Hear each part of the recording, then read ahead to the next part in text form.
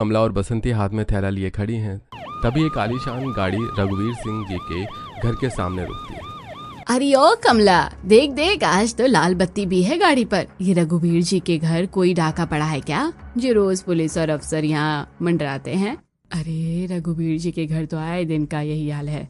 कभी कोई वर्दी वाला, कभी डॉक्टर, तो कभी मंत्री। मैंने सुना है कि कभी इनके पास भी बहुत पैसा था।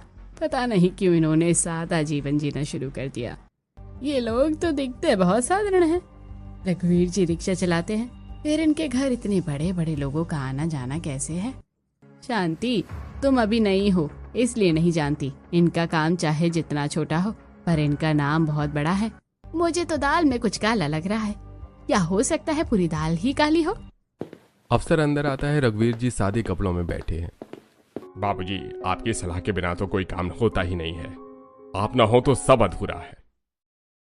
बेटा, काम तुम करते हो, हम तो बस दुआ देते हैं। यह तो तुम्हारा बड़प्पन है जो तुम लोग हमारा आशीर्वाद लेने आ जाते हो।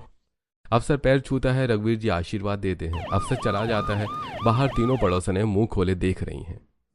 देखा, रिक्शे वाले के पांव छू रहा था अफसर। इनका तो मुझे कुछ समझ में ही नहीं आता। आखिर इतने छोटे काम करने वालों का नाम इतना बड़ा कैसे हो सकता है? लोग उनकी इतनी इज्जत क्यों करते हैं? अफसर के जाने के बाद घर में सब बैठे हैं। रघुवीर जी कुछ सोचते हुए आते हैं। अरे सुनो, आज पुराने दोस्त मिले थे। कह रहे थे एक लड़की है, पढ़ी लिखी है, अच्छे घर की है। अंकित के लिए बात करनी चाहिए, अब शादी कर ही देनी चाहिए। आप सही कह रहे हैं, अब कर ही देनी चाहिए शादी। उतने में जानवी कहती है, पापा जी, पर आप कह रहे थे पढ़ी लिखी है, अच्छे घर की है, और हमारा घर तो साधारण है। और हमारा घर तो साधारण है, हम सब साधारण से काम करते हैं। ऐसे घर में रहेगी वो? जानवी बेटा, तुम सही कह रही हो, पर यह फैसला हमारा नहीं, मोनिका और उसके घर वालों का होगा। अगर उन्हें करनी होगी तो करेंगे। तुम बस जरा अंकित से पूछ लो। जानवी अंकित की तरफ देखती है। पापा जी कहें तो मुझे कोई ऐतराज नहीं है। कुछ दिन बाद रघुवीर जी अपने परिवार के साथ साधारण कपड़ों में मोनिका के घर पहुंचते हैं। उन्हें देखते ही अजय और आरती के मन में 10 तरह के ख्याल आते हैं। इतने बड़े बड़े लोग इनकी तारीफ करते हैं और ये इतने साधारण से आए हैं, अजीब बात है। कपड़े तो बिल्कुल सीधे साधे हैं, पर चेहरे पर एक अलग ही बात है। सब बैठते हैं। तभी अंदर से मोनिका आती है। हल्की सी साड़ी, बालों में एक सादा फूल, चेहरे पर न ज्यादा मेकअप न घबराहट। अंकित की नजर जाती है। वो गौर से मोनिका को देखता है। ये तो इतनी अच्छी है, क्या इसे मेरे डिलीवरी बॉय होने से कोई प्रॉब्लम नहीं होगी? सब बैठकर चाय पीते हैं। थोड़ी देर बातचीत के बाद रघुवीर जी कहते हैं, अरे भाई साहब, आपकी बेटी हमें पसंद है। आप क्या सोचते हैं? देखिए, आप लोग बहुत अच्छे लगे, पर मेरी बेटी का मामला है, थोड़ा वक्त दीजिए। बिल्कुल, जल्दी कोई नहीं है।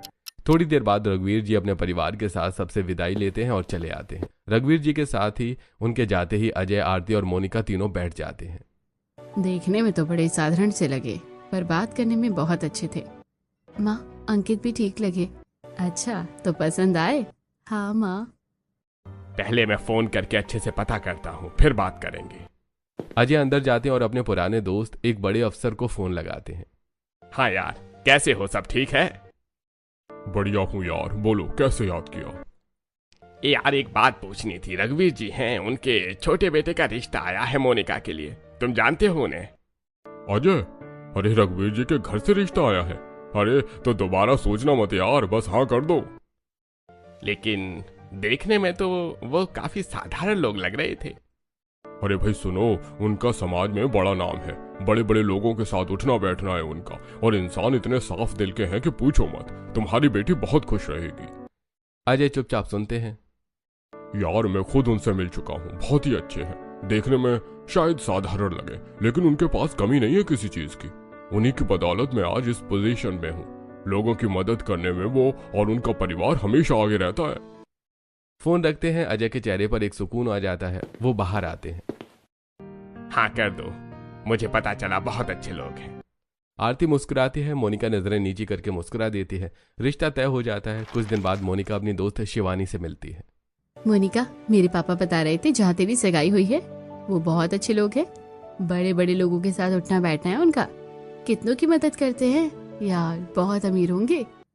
शिवानी, मैंने कभी सोचा भी नहीं था कि मेरी शादी इतनी अच्छी जगह में होगी। और अंकित कैसे लगे? बहुत अच्छे लगे, सीधे साधे शांत है। मुझे तो उससे जलन हो रही है। तुझे ससुराल और पति दोनों अमीर मिल गए। बस यार, लग रहा है मेरे सारे सपने सच हो रहे हैं। दोनों हंस पड़ती हैं। मोनिका की आंखों में एक अलग ही चमक है। कुछ दिन बाद शादी हो चुकी है। मोनिका गाड़ी में बैठी है, लाल जोड़े में, हाथों में मेहंदी, आंखों में हजारों सपने, मन में बस एक ही ख्याल। शिवानी कह रही थी बहुत अमीर है, बड़े लोग हैं, पता नहीं कैसा घर होगा, कोई हवेली होगी या। गाड़ी रुकती है। मोनिका धीरे से पर्दा हटाकर बाहर देखती है। सामने एक साधारण सा मकान, छोटा दरवाजा, सादी दीवारें, बाहर रघुवीर जी का रिक्शा खड़ा है। ये क्या, इन्होंने गाड़ी यहाँ की रोक दी? तभी अंकित दरवाजा खोलते हैं। मोनिका बाहर निकलती है। सामने राधा जी थाली लिए खड़ी हैं। रघुवीर जी मुस्कुरा रही हैं। आओ बेटा, इस घर में तुम्हारा स्वागत है। मोनिका एक पल रुकती है, नजर फिर उस साधारण से दरवाजे पर जाती है। मन में हजारों सवाल, पर पांव आगे बढ़ जाते हैं। मोनिका का गृह प्रवेश होता है। चलो देवरानी जी, मैं तुम्हें तुम्हारा कमरा दिखा दूं। मोनिका चुपचाप जानवी के पीछे चलती है। नजरें घर के कोने कोने पर जा रही हैं। साधारण दीवारें, पुराना सामान, छोटे छोटे कमरे। ये रहा तुम्हारा कमरा, पसंद आए तो बोलना। मोनिका अकेली कमरे में खड़ी है, नजर चारों तरफ जाती है। तभी अंकित कमरे में आता है। आपके हाथ में ये थैला कैसा है? अरे हाँ, रास्ते में एक डिलीवरी करनी थी, पड़ोस वाली आंटी का सामान था। डिलीवरी? किस चीज की डिलीवरी? अरे ये मेरी डिलीवरी है, मैं डिलीवरी बॉय हूँ, ऑनलाइन पार्सल डिलीवर करता हूँ। अंदर क्या है मुझे क्या पता। Delivery boy? मेरे पति डिलीवरी बॉय है? एक पल के लिए उसके पैरों तले जमीन खिसक जाती है। अंकित, मेरे साथ धोखा हुआ है।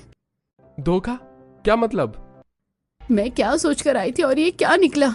इतने बड़े बड़े लोग तारीफ करते हैं तुम्हारे घर की, और सच्चाई ये है। मोनिका, हमने कभी नहीं कहा कि हम बहुत पैसे वाले हैं, कभी नहीं। तो मेरे पापा ने क्या पता किया था ये कि तुम डिलीवरी बॉय हो? उन्होंने हमारे नाम का पता किया, हमारे काम का नहीं। मोनिका के पास जवाब नहीं, खामोशी छा जाती है। मोनिका भारी मन से सो जाती है। अगली सुबह अंकित पहले से उठा हुआ है। मोनिका आंखें खोलती है। अरे मोनिका, उठ गई? नाश्ता तैयार है नीचे। तुम नाश्ता कर लेना, मुझे जल्दी निकलना है, एक पार्सल है, तुरंत डिलीवर करना है। आज भी? अंकित, आज शादी का दूसरा दिन है। मोनिका, किसी ने अपना सामान मंगाया है, वो इंतजार कर रहा है, ये मेरी जिम्मेदारी है, मैं टाइम पर पहुंचाऊंगा। अंकित चला जाता है। मोनिका चुपचाप खड़ी रह जाती है। भारी मन से मोनिका खिड़की के पास आती है। बाहर देखती है, नीचे रघुवीर जी का अपना रिक्शा साफ कर रहे हैं, बड़े प्यार से, बड़े सलीके से। और राजेश अपनी साइकिल पर चाय की केतली लटकाकर निकल रहा है। इतना बड़ा नाम, इतनी इज्जत, लोग इतनी तारीफ करते हैं, और ये सब इतने छोटे छोटे काम करते हैं। क्या मेरे पापा को किसी ने गलत जानकारी दी थी? तभी कमरे में जानवी आती है। अरे मोनिका, चलो नीचे नाश्ता कर लो। मोनिका की तरफ से कोई भी जवाब नहीं आता। फिर जानवी मोनिका के पास जाकर कहती है, देखो, मुझे पता है अभी सब कुछ अजीब लग रहा है, नया घर है, नए लोग हैं, परेशान होना स्वाभाविक है, पर धीरे धीरे सब समझ आ जाएगा, एडजस्ट हो जाओगी। और आज तुम्हारी पहली रसोई भी है, ज्यादा कुछ नहीं, बस गाजर का हलवा बनाना है बच्चों के लिए। बच्चों के? मोहल्ले के बच्चे रोज आते हैं यहाँ, पापा जी को बहुत पसंद है, उनके लिए कुछ ना कुछ बनवाना। मोनिका रसोई में खड़ी होती है, हाथ में कद्दूकस, सामने गाजर। मन में अभी भी सवाल, पर हाथ चलने लगते हैं। हलवे की खुशबू पूरे घर में फैल जाती है। बाहर से बच्चों की आवाजें आती हैं। दादी जी, हलवा हलवा बनाया है क्या आज? अरे आज नई बहू ने बनाया है। बच्चे अंदर आ जाते हैं। मोनिका हलवा परोसती है। बच्चे खुशी से खाते हैं।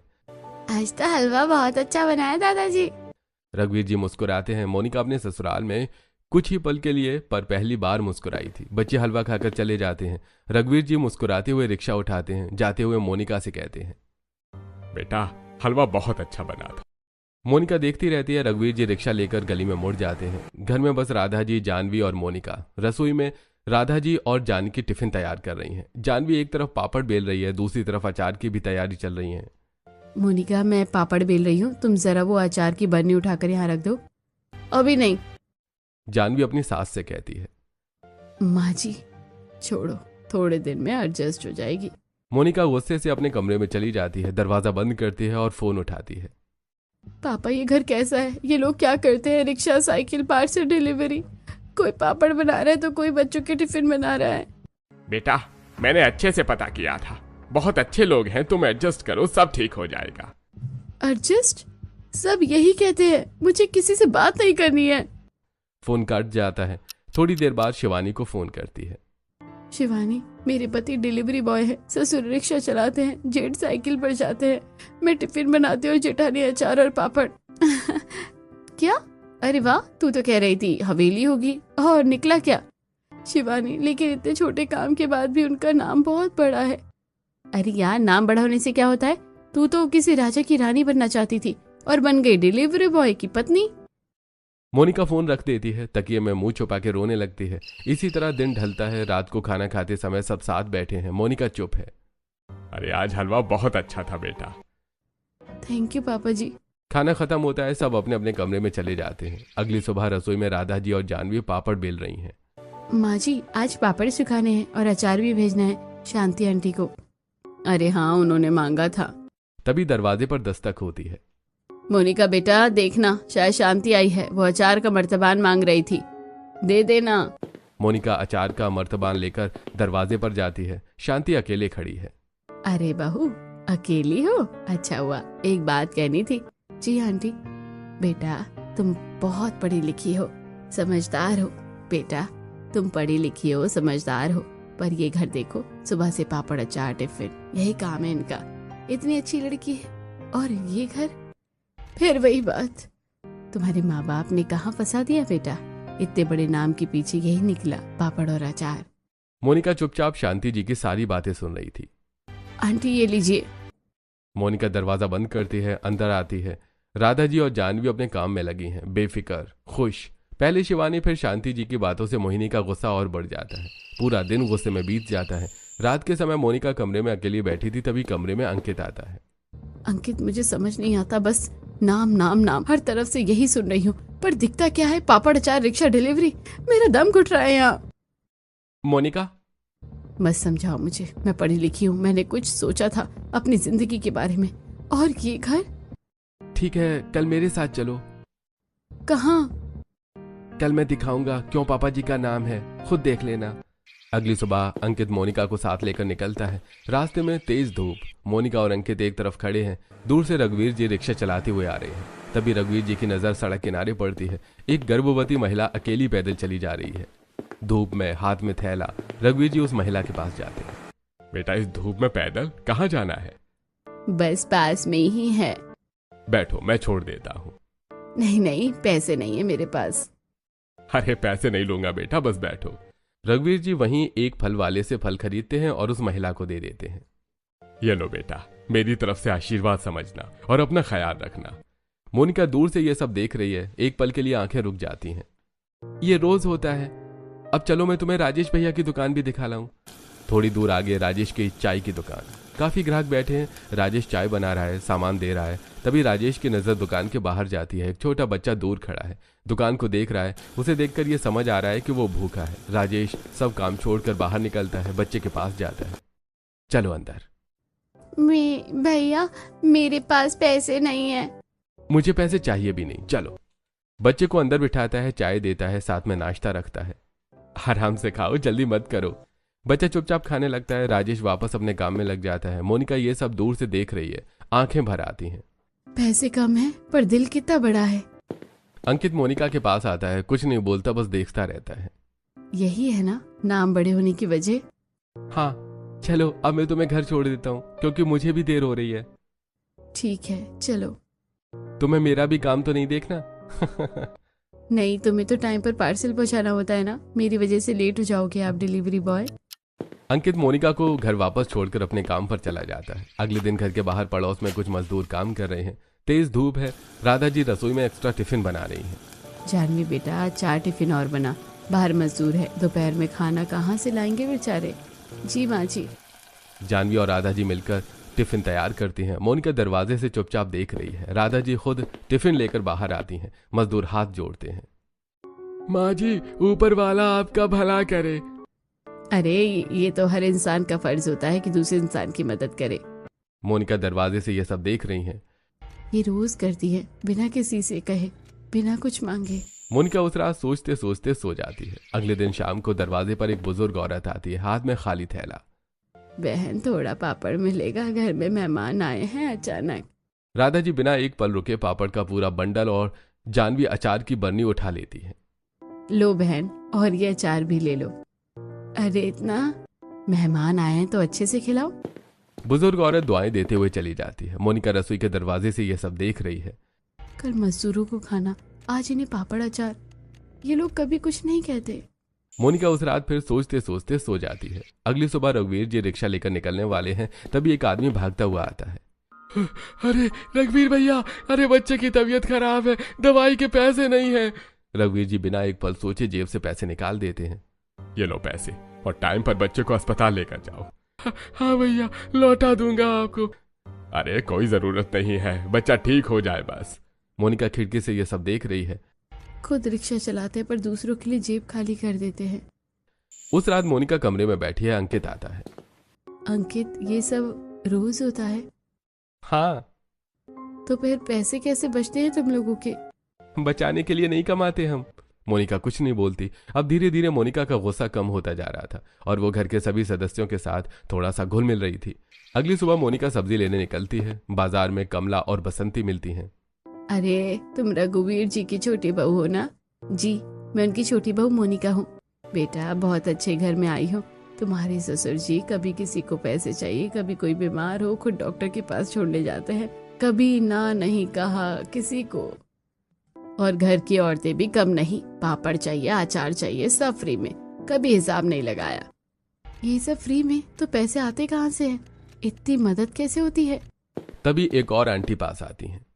बेटा, सुना है कभी इनके पास बहुत पैसा था, पर इन्होंने खुद सादा जीवन जीना शुरू कर दिया।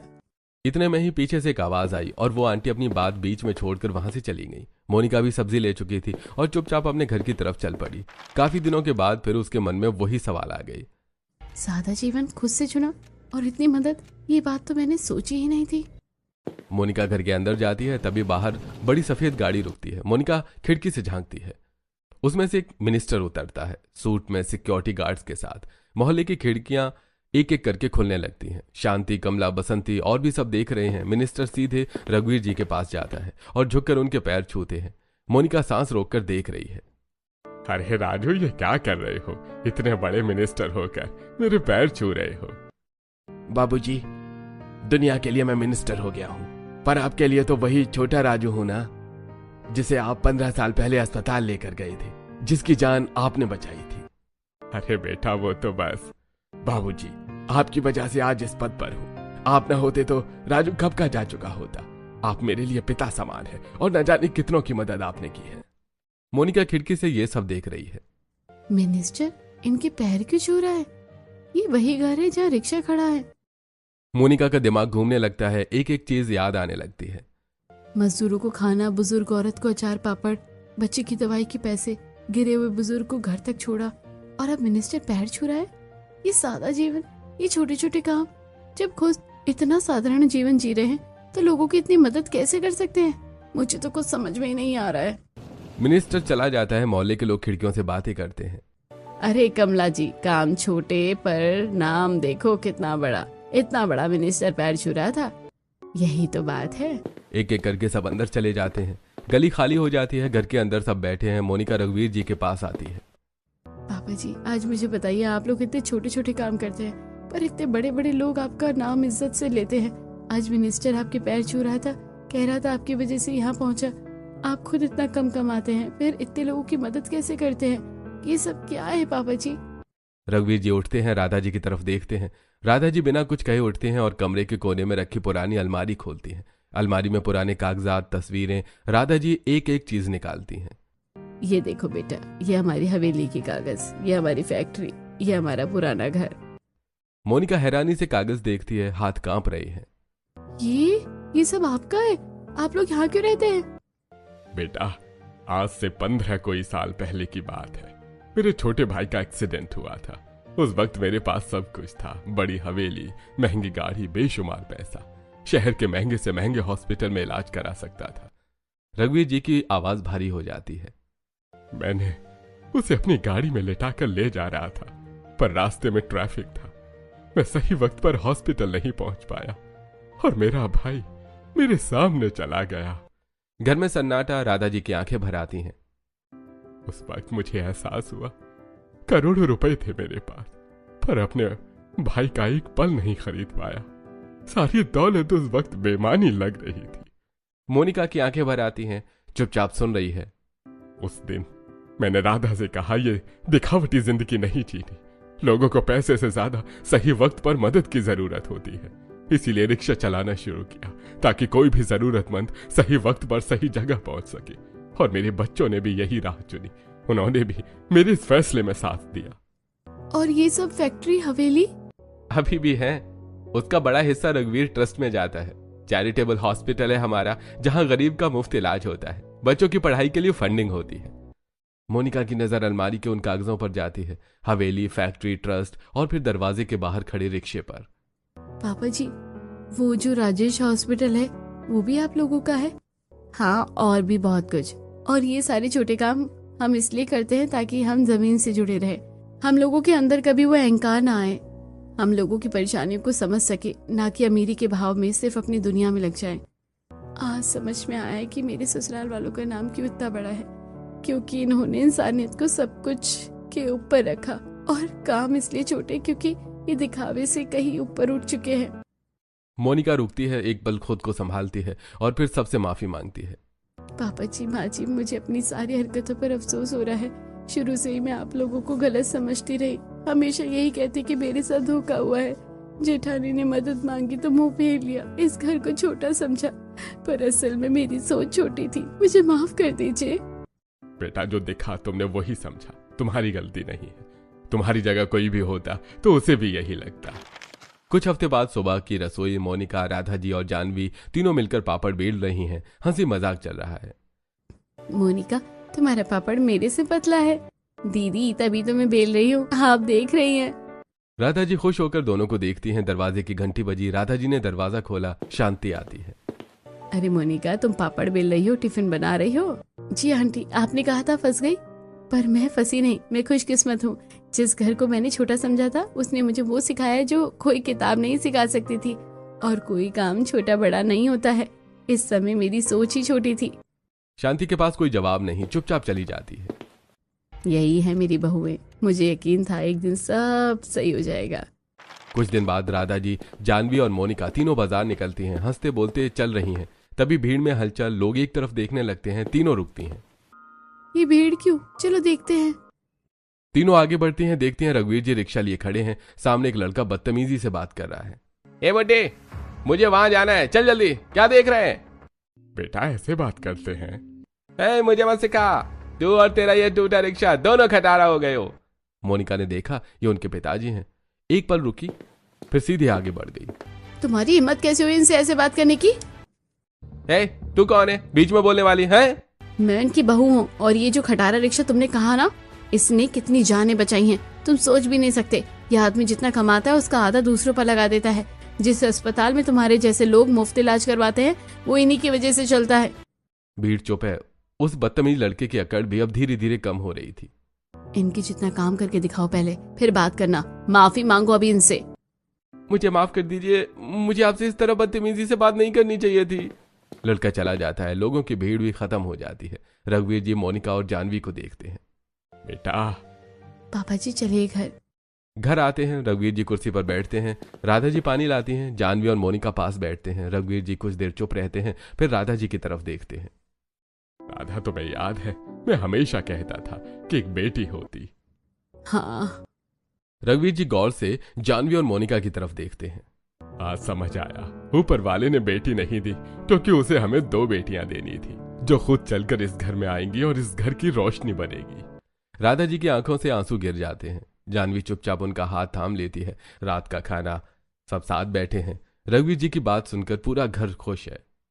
पापा जी, हम दोनों बेटे यहाँ बैठे हैं और आप बहुओं की तारीफ कर रहे हैं।